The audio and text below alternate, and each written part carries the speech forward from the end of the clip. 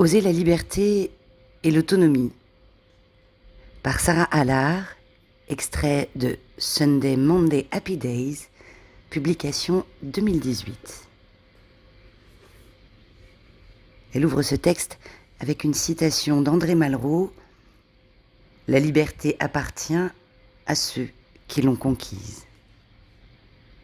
Liberté, autonomie, les concepts sont-ils compatibles avec le travail? Nous n'entrerons pas ici dans un débat métaphysique, une autre fois peut-être. Mais ce qui est certain, c'est que nous avons tous besoin de liberté et d'autonomie pour nous épanouir dans notre travail. On parle d'ailleurs de plus en plus du concept d'entreprise libérée, défini par Isaac Getz et Brian McCartney, auteur de La liberté et compagnie, comme une forme organisationnelle dans laquelle les salariés sont totalement libres et responsables dans les actions qu'ils jugent bonnes, eux et non leur patron, d'entreprendre.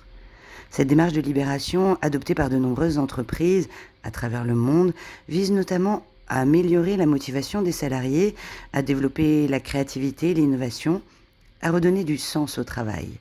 La liberté et l'autonomie peuvent concerner les actions, initiatives et projets que nous entreprenons ou dans lesquels nous nous impliquons. La gestion d'un budget, la gestion du temps, l'organisation. Le problème n'est que le degré de liberté et d'autonomie souhaité dépend des individus, de leur situation et du stade dans lequel ils se trouvent. La liberté peut aussi faire peur. Dans certains cas, on observe que la libération d'une entreprise a des effets négatifs sur certains individus qui n'étaient pas préparés à cela. Pour être heureux au travail, nous avons besoin de trouver et d'acquérir le niveau de liberté et d'autonomie qui nous convient à l'instant présent. Ce niveau évoluera avec le temps, en fonction de notre expérience, de nos compétences, de notre confiance, de nos envies. Et nous aurons alors besoin de trouver un nouvel équilibre.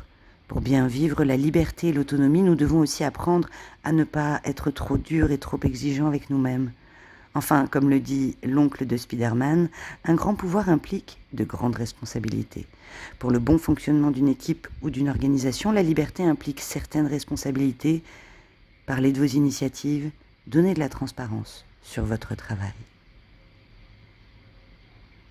Pour faire le point et tenter les changements, Sarah Allard invite à une réflexion avec un questionnement.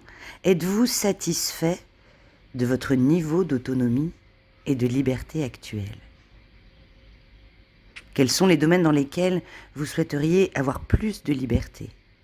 Cela peut par exemple concerner des projets que vous aimeriez lancer ou dans lesquels vous souhaiteriez vous impliquer, des actions que vous aimeriez réaliser, comme par exemple formation, amélioration de votre cadre de travail, une nouvelle façon de gérer votre temps, plus de flexibilité dans les horaires, du télétravail, des décisions que vous aimeriez prendre de façon autonome, exemple l'utilisation d'un budget.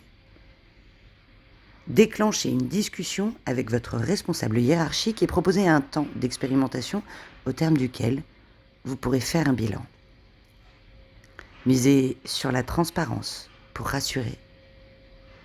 Vous pouvez par exemple utiliser un outil comme Trello sur lequel vous référencerez les tâches à faire, les tâches faites, etc.